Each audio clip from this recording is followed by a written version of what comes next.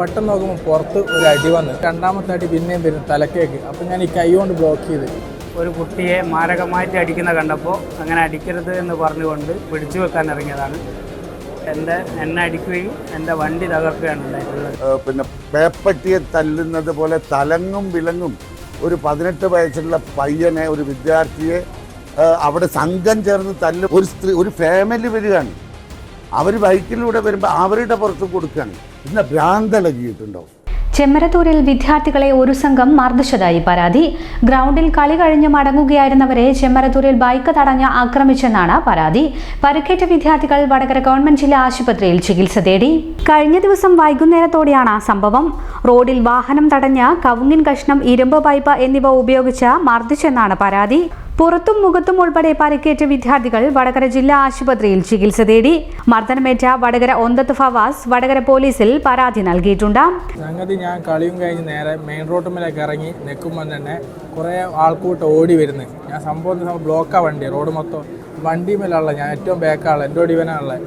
പെട്ടെന്ന് നോക്കുമ്പോൾ പുറത്ത് ഒരു അടി വന്ന്, പുറത്തടി വന്ന് രണ്ടാമത്തെ അടി പിന്നെയും വരുന്നു തലക്കേക്ക്. അപ്പം ഞാൻ ഈ കൈ കൊണ്ട് ബ്ലോക്ക് ചെയ്ത് അപ്പോഴത്തേക്ക് ഞാൻ വണ്ടി അവിടെ ഇട്ടുവിട്ട് ഞാൻ കീഞ്ഞ് ഓടുക ചെയ്ത്.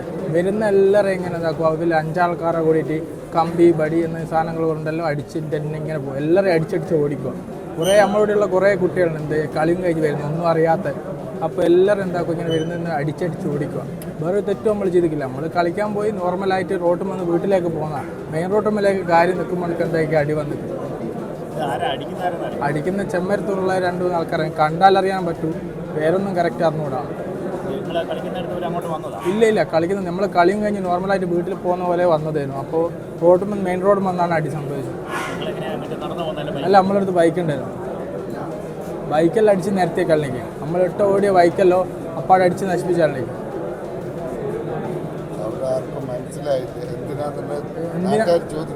എന്തിനാന്ന് ചോദിക്കുന്നവർക്കെല്ലാം അടി കിട്ടുന്നത്. ചോദിക്കാൻ വന്ന എല്ലാവർക്കും.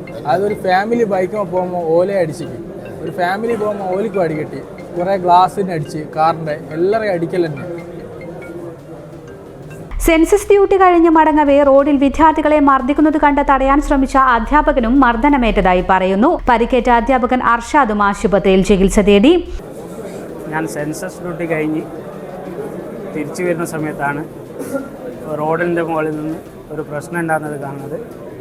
അപ്പോൾ ഒരു കുട്ടിയെ മാരകമായിട്ട് അടിക്കുന്ന കണ്ടപ്പോൾ അങ്ങനെ അടിക്കരുത് എന്ന് പറഞ്ഞുകൊണ്ട് പിടിച്ചു വെക്കാൻ ഇറങ്ങിയതാണ്. ആ സമയത്ത് നീ ആരാണ് എന്ന് ചോദിച്ചിട്ട് എന്നെ അടിക്കുകയും എൻ്റെ വണ്ടി തകർക്കുകയാണ് ഉണ്ടായിട്ടുള്ളത്. പിന്നെ ഞാൻ ഓൾറെഡി ഡ്യൂട്ടിയിലായിരുന്നു. ആ സമയത്താണ് ഇങ്ങനെ സംഭവിച്ചിട്ടുള്ളത്. സംഭവം ചെമ്മരത്തൂർ കറ്റോടി സ്കൂളിൻ്റെ അടുത്ത്. അവർ കുറേ പേരുണ്ട്, ഏകദേശം ഒരു 5-10 ആളുടെ മുകളിലുണ്ട്. പരിക്കേറ്റ വിദ്യാർത്ഥികളെ പാറക്കൽ അബ്ദുള്ള MLA ആശുപത്രിയിൽ സന്ദർശിച്ചു. വിദ്യാർത്ഥികൾ ബൈക്കിൽ അമിത വേഗതയിലും ശബ്ദമുണ്ടാക്കിയും യാത്ര ചെയ്യുന്നത് പ്രദേശവാസികൾ ചോദ്യം ചെയ്തതുമായി ബന്ധപ്പെട്ടാണ് തർക്കമുണ്ടായെന്നാണ് പറയപ്പെടുന്നത്. പരിക്കേറ്റ പ്രദേശവാസികളായ യുവാക്കൾ വടകര സഹകരണ ആശുപത്രിയിൽ ചികിത്സ തേടി. സംഭവത്തിൽ പോലീസ് അന്വേഷണം ആരംഭിച്ചു. ഇന്നിപ്പോൾ MHS കോളേജിൽ പഠിക്കുന്ന വിദ്യാർത്ഥികൾ അവർ തിരിച്ചു വരുമ്പോൾ സ്ഥിരം സാധാരണ ഈ ചെമ്മരത്തൂർ എന്ന് പറയുന്നത് ഒരു പാർട്ടി ഗ്രാമമായി കൊണ്ട് നടക്കുന്ന സ്ഥലമാണ്. അവിടെ വെച്ച് ഒരു കാരണവുമില്ലാതെ ഈ മക്കളെ തല്ലുകയാണ്. ഭ്രാന്തൻ പട്ടിയെ തല്ലുന്നത് പോലെ തല്ലുകയാണ്. ഒരു കാരണവുമില്ല. അവരെ മുളവടിയുണ്ട്, കമ്പിപ്പാരയുണ്ട്, ആയുധവുമായി വന്ന് അതൊക്കെ അതിൻ്റെ വീഡിയോ ക്ലിപ്പുണ്ട്. ഇതൊരു ആസൂത്രിതമായ ആക്രമണമാണ്, അല്ലാതെ ഒരു കുഴപ്പവും ഉണ്ടായിട്ടില്ല. കാരണം പറയുന്നത് കാലത്ത് ഇവർ കോളേജിലേക്ക് കുട്ടികൾ പോകുമ്പോൾ ഏതോ ഒരു കുട്ടി സ്പീഡിൽ പോയി എന്ന്. സ്പീഡിൽ പോയിട്ടുണ്ടെങ്കിൽ അത് നോക്കാനിവിടെ പോലീസും ട്രാഫിക്കും അതിന് നിയമമൊക്കെ ഉണ്ട്. അതിന് തിരിച്ചു വരുന്ന കുട്ടികൾ ഇങ്ങനെ തല്ലുന്നത് കണ്ടപ്പോൾ സെൻസസിൻ്റെ ഡ്യൂട്ടിയിലുള്ള ഒരു ഉദ്യോഗസ്ഥൻ, അർഷാദ് എന്ന് പറയുന്ന ഉദ്യോഗസ്ഥൻ, അദ്ദേഹം ബൈക്കിൽ വരികയാണ്. അപ്പോൾ റോട്ടിൽ നിർത്തിയിട്ട് പിന്നെ പേപ്പട്ടിയെ തല്ലുന്നത് പോലെ തലങ്ങും വിലങ്ങും ഒരു 18 വയസ്സുള്ള പയ്യനെ, ഒരു വിദ്യാർത്ഥിയെ അവിടെ സംഘം ചേർന്ന് തല്ലുമ്പോൾ അയാൾ ഇറങ്ങി. എന്നിട്ട് ചോദിച്ചു, നിങ്ങളെല്ലാവരും കൂടി ഇങ്ങനെ തല്ലിയാൽ അമ്മ മരിച്ചു പോവില്ലേ, എന്ത് തല്ല നിങ്ങൾ തല്ലുന്നത് എന്ന് ചോദിച്ചപ്പോൾ അവനെ വിട്ടു. വേറൊരു പയ്യനുണ്ടായിരുന്നു, അവന് തല്ല് കൊള്ളാതെ അവനെ രക്ഷപ്പെടുത്തി. അത് കഴിഞ്ഞ് ഈ സെൻസസ് എടുക്കുന്ന ഉദ്യോഗസ്ഥൻ അഷ്റഫ് എന്ന് പറയുന്ന അധ്യാപകൻ, അദ്ദേഹം പിന്നെ തിരിച്ച് അദ്ദേഹത്തിൻ്റെ വീട്ടിലേക്ക് പോവാണ്. പിന്നാലെ വരികയാണ് ഒരു സംഘം. ഈ അഷ്റഫിനെയും സെൻസസ് എടുക്കുന്ന ഉദ്യോഗസ്ഥനെയും പൊതുവെ തല്ലുകയാണ്, തല്ലുകയാണ്. പിന്നെ പട്ടിക കഷ്ണവും ഇരുമ്പാണി കൊണ്ടുള്ള അതൊക്കെ പരിക്ക് പറ്റിയ കുട്ടികളുടെ പുറത്ത് നോക്കിയാൽ മനസ്സിലാക്കാൻ സാധിക്കും.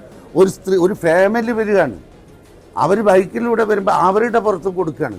ഇന്ന് ഭ്രാന്തളകിയിട്ടുണ്ടാവും. ഇത് കൃത്യമായും പിന്നെ CPM ആസൂത്രണം ചെയ്ത് നാട്ടിൽ കുഴപ്പമുണ്ടാക്കാൻ, നാട്ടിൽ കലാപമുണ്ടാക്കാനുള്ള ഒരു ശ്രമമാണ് CPM നടത്തിക്കൊണ്ടിരിക്കുന്നത്. ഒരു പാർട്ടി അവിടെ സ്ഥിരമായി പാർട്ടി ഗ്രാമമാണ്, അതുകൊണ്ട് അവിടെ ആർക്കും പോകാനോ വരാനോ അതിൽ നടന്നു പോകണമെങ്കിൽ ഇവരുടെ തൃട്ടൂരം പെടണമെന്നാണ്.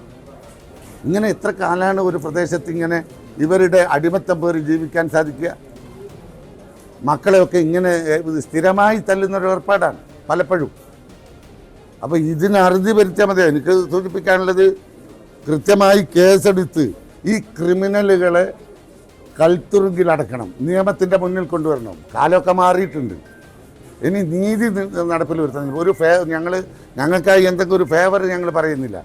പക്ഷേ ഈ മക്കൾക്ക് നാളെ സ്കൂളിൽ കോളേജിൽ മര്യാദയ്ക്ക് പോകാനുള്ള അവസരം ഉണ്ടാവണം. അവിടെ നാട്ടിൽ സമാധാനത്തോടെ ജീവിക്കാനുള്ള അന്തരീക്ഷം ഉണ്ടാവണം. ഇങ്ങനെ ക്രിമിനലുകൾ അഴിഞ്ഞാടിയാൽ ഞങ്ങൾക്ക് പകരം ചെയ്യാൻ അറിയായിട്ടല്ല. നാട്ടിൽ സമാധാനം വേണം, നാട്ടിൽ കുഴപ്പമുണ്ടാവരുത്. ഏതെങ്കിലും 4-5 ക്രിമിനലുകൾ ചെയ്യുന്നതിന് നാട്ടിൽ മൊത്തം അതൊരു ഒരു അപകടകരമായ ഒരു അവസ്ഥ ഉണ്ടാക്കരുത് എന്ന് വിചാരിച്ചുകൊണ്ടാണ് ഞങ്ങൾ സമാധാനാന്തരീക്ഷത്തിന് വേണ്ടി ശ്രമിക്കുന്നത്. അതുകൊണ്ട് അതൊരു ദൗർബല്യമായി കാണണ്ട.